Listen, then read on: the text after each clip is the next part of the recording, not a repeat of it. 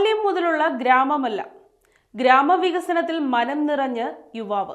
ചവറയിൽ ഇടത്തോടുകൾക്ക് നടുവിലൂടെ ഒരു റോഡ്. റോഡിന്റെ മറുഭാഗത്ത് വിശാലവും മനോഹരവുമായ നെൽപ്പാടങ്ങൾ. നെൽപ്പാടങ്ങൾക്ക് ഇരുഭാഗത്തും കനാലിനോട് ചേർന്നുള്ള വീടുകൾ.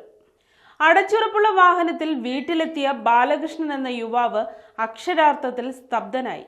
ഗൾഫിൽ മരുപ്പച്ചയിൽ കൊടും ചൂടിൽ താൻ അനുഭവിച്ച കഷ്ടപ്പാടുകളെ ഒരു നിമിഷം വിസ്മരിച്ച ബാലകൃഷ്ണൻ എന്ന യുവാവ് തന്റെ ഗൃഹത്തിലേക്ക് ആദ്യ ചുവട് വെച്ചു. വീട്ടിലെത്തിയ കുട്ടികളെയും യുവാക്കളെയും കൈവീശി വരവറിയിച്ച ശേഷം വരും വഴിയെ നഗരക്കാഴ്ചകൾ ഓരോന്നായി ഓർത്തു. കൊല്ലം നഗരം ആകെ മാറിയിരിക്കുന്നു. കോൺക്രീറ്റ് കെട്ടിടങ്ങളും ആഡംബര ചുംബികളായ ബിൽഡേഴ്സ് ഭവനങ്ങളും ആകെ മനം കുളിരുന്ന കാഴ്ച. തന്റെ ഭവനത്തിലെത്തി തണുത്തു കട്ടപിടിച്ച പച്ചമുളക് രണ്ടായി ഇഞ്ചി ചേർത്ത് ചിന്തിയിട്ട മോര് ദാഹശമനിയായി കുടിച്ച് അല്പനേരം ഗ്രാമവികസനത്തെപ്പറ്റി അദ്ദേഹം ഓർക്കുന്നു. നഗരത്തിലെ ഉഷ്ണക്കാറ്റിന് അല്പം തണുപ്പ് വന്നിട്ടുണ്ട്.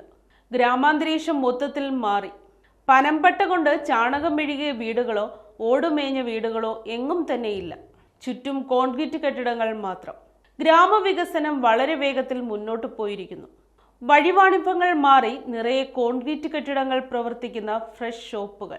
ആളുകളുടെ ഭാഷയിൽ തന്നെ ലാളിത്യവും ആംഗലേയ ഭാഷ പ്രയോഗങ്ങളും കടന്നുകൂടിയിരിക്കുന്നു. സൗഹൃദ സംഭാഷണങ്ങളിൽ പോലും വികസനത്തെപ്പറ്റിയാണ് കേൾക്കാനുള്ളത്. ചടുലമായ പ്രവർത്തനങ്ങളോടെ സർക്കാർ ഗ്രാമത്തിന്റെ മുഖം മാറ്റിയിരിക്കുന്നു. ഓർമ്മകൾക്ക് ജ്വാലയായി ഒന്നും തന്നെ ഗ്രാമത്തിൽ അവശേഷിച്ചിട്ടില്ല എന്ന് ആ മനസ്സ് പറയുന്നു. അസാമാന്യമായ ധൈര്യമാണ് ഇന്നത്തെ ഭരണകർത്താക്കൾക്കുള്ളതെന്ന് പറയാം. അസാമാന്യമായ അനുഭവപാഠമുള്ള ഇടത് നേതൃനിരയുടെ നിർണായക സാന്നിധ്യം കേരളത്തിന്റെ മുഖം തന്നെ മാറ്റിയിരിക്കുന്നു. ഒരു കോർപ്പറേറ്റ് സോഷ്യലിസ്റ്റ് കൾച്ചർ എല്ലാത്തിലും കൈവന്നിരിക്കുന്നു.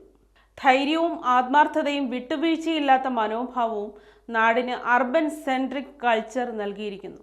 അതെ, കേരളം തിളങ്ങുന്നു, കൂടുതൽ കരുത്തോടെ.